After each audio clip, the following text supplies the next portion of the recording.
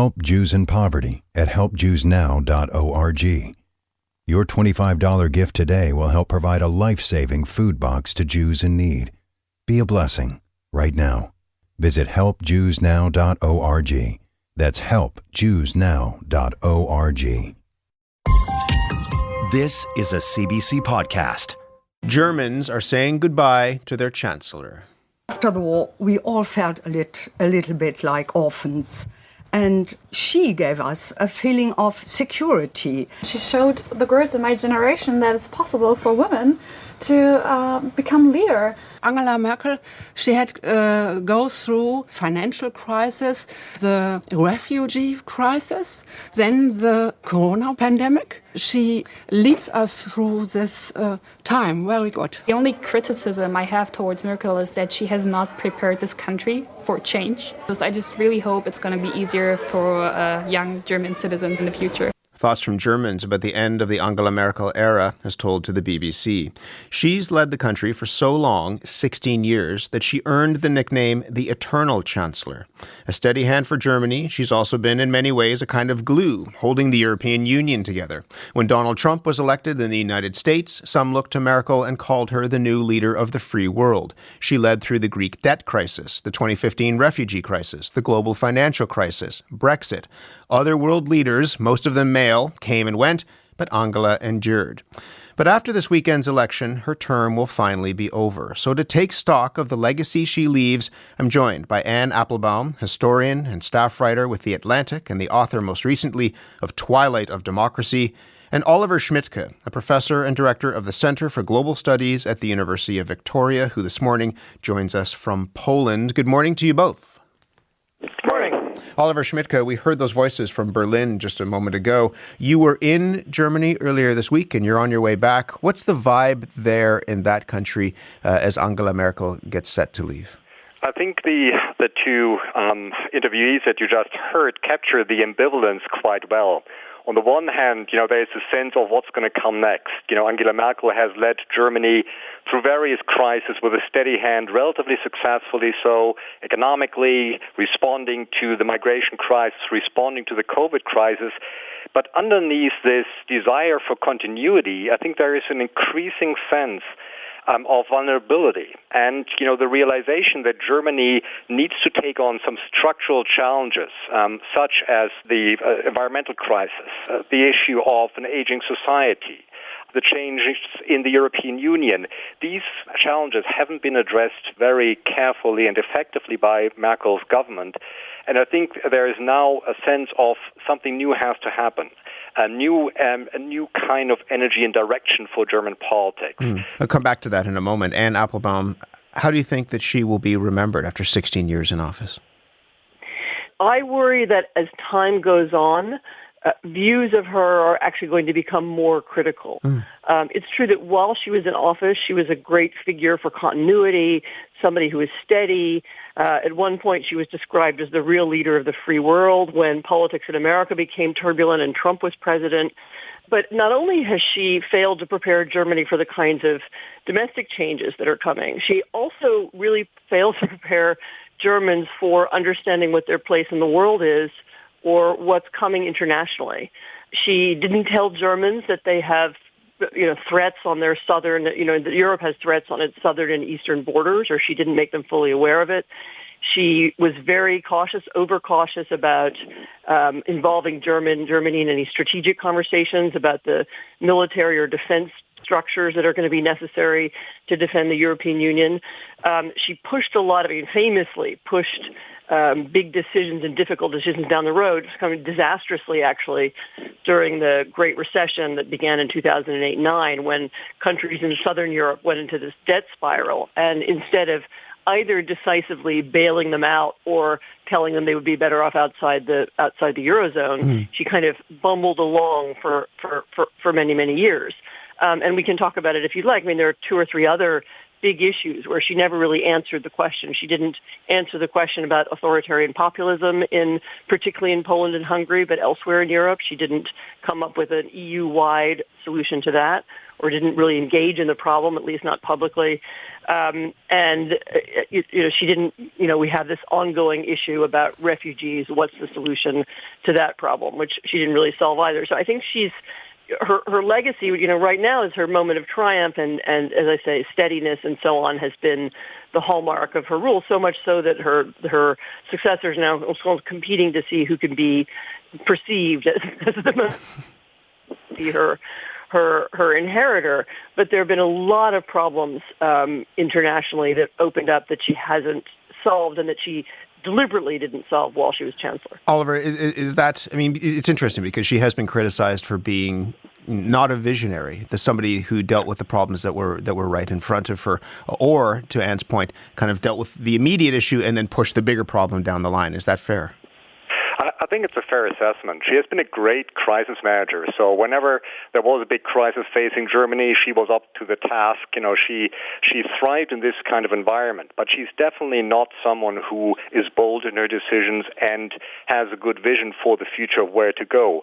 Just an example of this is the President Macron tried to push Merkel into thinking about what the European Union could be, how it could redefine its key political identity. But Merkel wasn't interested, right? That wasn't really what she does, thinking into the future and really carving out a new strategy in terms of foreign policy, security policy, but also domestic issues. So in this respect, let's see how fair history will be. But on the other end, she has some remarkable achievements. What she has done during the migration crisis, the doors that she has opened to women into politics, as someone who first wasn't really taken seriously as a young woman, challenging the male establishment of the Christian Democrats. I think there are some forms of modernization within her party and within Germany that has changed the Christian Democratic Party in Germany. And I think that will be also her legacy of having changed domestic politics in quite a fundamental way. Let's see where this election goes and whether, the CDU will still be in government. But for sure, her legacy will be also measured in terms of modernizing her own party and opening it up to new issues. And let's talk just briefly about the refugee crisis, called the migrant crisis in Germany. 2015, Syrian refugees were arriving, and this could have been a real tinderbox. And Angela Merkel says, we can do this. How would you characterize how she handled that crisis in the moment and then in the years following? So, unfortunately, I think it was a real tinderbox, and it is a real tinderbox. I don't think it's ended as a story. And I do think she did make some mistakes. She was she won rightful admiration for her willingness to welcome people, for her public statements to that regard. But when she made that statement, she hadn't consulted it with anyone else in Europe. And Europe has most of the European Union are members of the Schengen zone, which means that they have open borders between their countries. And so, in effect, in a very modern German way, she imposed that policy on everybody else. And she didn't think at the time about what the political consequences might be in other countries. In other words, we welcome people, and then what she sparked was the biggest far-right backlash against Europe and against Germany that we've seen since the European Union was invented. And it's true that she did eventually stop the migrant crisis by going to Turkey, by negotiating with Erdogan, by changing the rules. But she didn't, but by that time, a lot of the damage had been done. So again, her decision to keep the border open had as much to do with her hesitation and her as it did to her commitment to human rights. Although she said she would eventually stem the tide, which she did in this actually rather ugly way, through her negotiation with Turkey. She paid Turkey off essentially to keep people. It was a way of pushing the problem down, hoping that it would stop. And so it's again it's a decision that looked admirable at the time. It was even briefly popular, but in the long term, it didn't solve the problem, and it had very really negative political impact in the rest of Europe. It felt like Germany imposing its view of this issue on everyone else. Help Jews in Poverty at helpjewsnow.org. Your $25 gift today will help provide a life-saving food box to Jews in need. Be a blessing right now. Visit helpjewsnow.org. That's helpjewsnow.org. I told the court that I'm wrongfully imprisoned. Mr. Singh, you are not you have to hear me. There's too much being hid from you. You need to be taken out of the court. There's too much. He was one small man in a giant wheel caught. Well, I do wish to say that it's official that I'm wrongfully imprisoned right now. Uncover, Season 7. Dead Wrong. I asked him if he killed Pippo. He said yes, and I'd be next. Available on CBC Listen and wherever you get your podcasts. What about beyond, and then this is beyond Germany's borders, and you've written and we've spoken about the rise of authoritarianism. You mentioned what was happening in Hungary and Viktor Orban. There were many people who thought that she was too soft on the populist strong men like Orban. What do you make of how she handled that situation? That's another one where I fear that she handled it badly. Viktor Orban won that contest with her over immigration. He was the one who created this false crisis on his own border and and between the Hungarian and German border by keeping people in Budapest, if you remember the details of that story. And she was eventually, he was the one who showed how unrealistic her policy was. How many people are you going to have in? Is it going to be millions and millions? There's an indefinite number of people coming. Have you thought this through? And she hadn't anticipated that.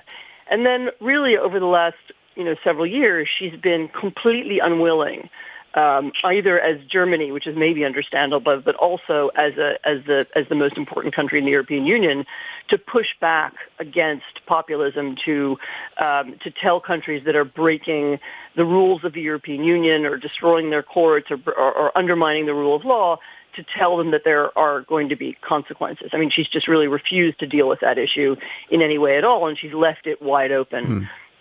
For her successors. It's interesting, even the current head of the European Commission, who's a German, who's in some ways her protege, has also been very delicate, very careful. They refuse to recognize that this is a problem. They keep trying to solve it diplomatically when it's clearly not going to be solvable diplomatically. And one of her legacies, unfortunately, is that she was chancellor when the rise of, and it's not just populism, it's authoritarian populism, anti-democratic movements inside Europe began to win elections in a number of countries. And by the way, it's not over. They can still win in Italy. They have a good chance in France. They began to win elections, and she didn't have a policy to cope with it. She didn't think about what the roots of it were, and she bears some responsibility, I'm afraid, for this problem. What about within Germany itself, Oliver? In the far right there, how has she done in terms of tamping that down? This is also part of her ambivalent legacy that indirectly she has nourished the far anti-immigrant right in Germany, and the Alternative for Germany has been elected to the federal government, as the first time that such a political actor has been represented in the German federal government since 1949. So in this respect, some people say her open door policy, keeping the borders open in 2015-16, has contributed to radicalization on the right and the relative success of the AfD. So that is part of what she was willing to accept, although I must say that was still quite a courageous decision that she took in 2015 against the opposition within her own party. She said, look, I wouldn't recognize Germany if we didn't keep the doors open. But I think as we just heard, as we went along, the long-term trajectory is that she has basically now bought into closing borders, securitizing the European Union's external frontiers, and the deal with Turkey. So again, ambivalent in terms of her long-term legacy. What about on the climate crisis? Again, people often around the world will look at Germany as a leader in the climate crisis, but she has taken criticism for being, has this nickname, the climate chancellor, but also, Oliver, has taken criticism for being slow to embrace real dramatic steps to end, or at least, approach the climate crisis. I think there is an increasing realization that her climate policy hasn't been ambitious enough in scope and in focus. Although Germany has reduced the gas house emissions by 40% since 1990, still it is not enough. And you have to realize that the German Constitutional Court had to step in earlier this year and say, look, there are not enough legally binding provisions in your policies to get to carbon neutrality in 2045.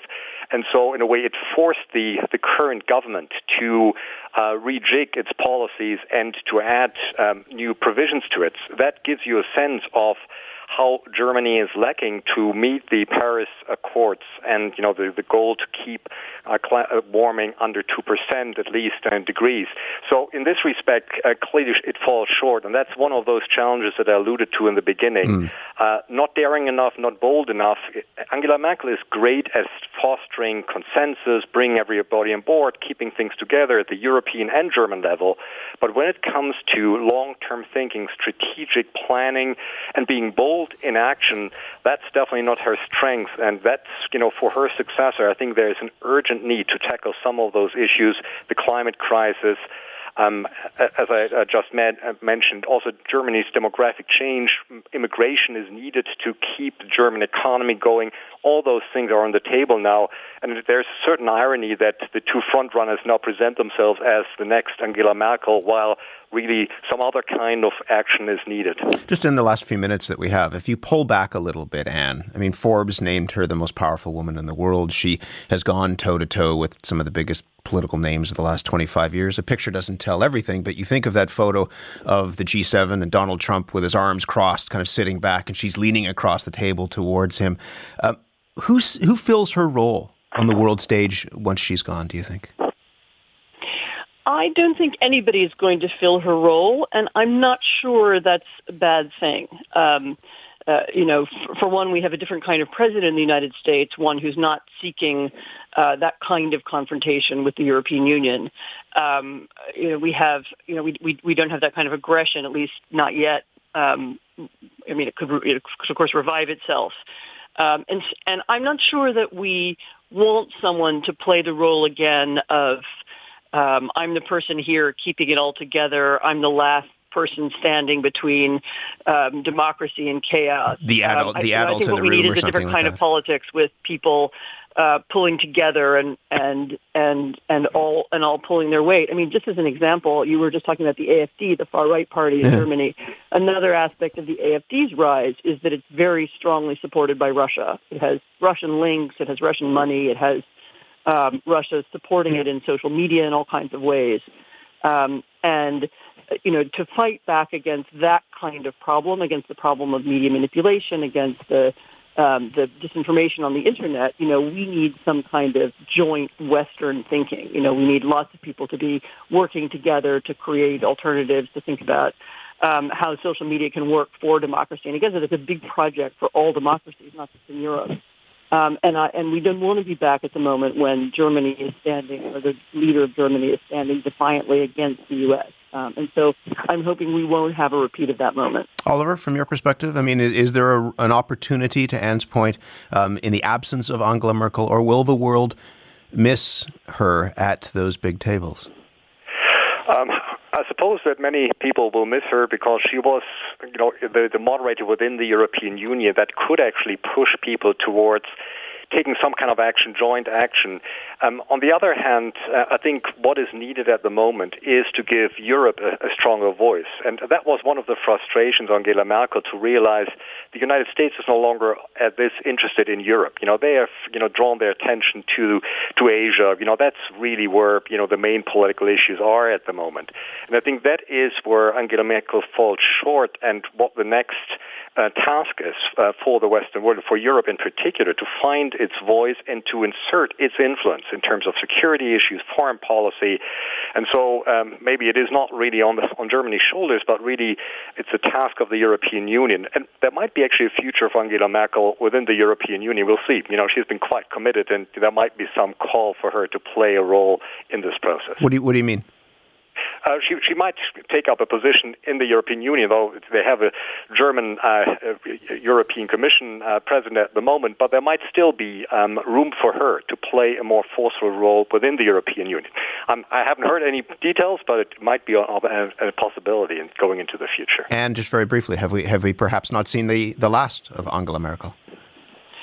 I mean, I can't really predict what will happen. She said quite firmly that she wants to retire, that she's had enough now. And there's always a danger in former statesmen seeking to continue to play roles on the domestic or the world stage. But I'm sure that if she wanted to play a role within Europe, which, as we've just discussed, she there's a kind of role that she neglected. I mean, she retained foreign policy powers for Germany rather than ceding them to Europe while she was chancellor. But if she wanted to play a role in Europe, I'm sure there would be a lot of people who would want her to do that. Thank you both. It's good to speak with you both about this. I appreciate it. Thank you. Thank you. Anne Applebaum is an historian and a staff writer with The Atlantic and the author of Twilight of Democracy. Oliver Schmidtke is a professor and director at the Center for Global Studies at the University of Victoria. For more CBC podcasts, go to cbc.ca/podcasts.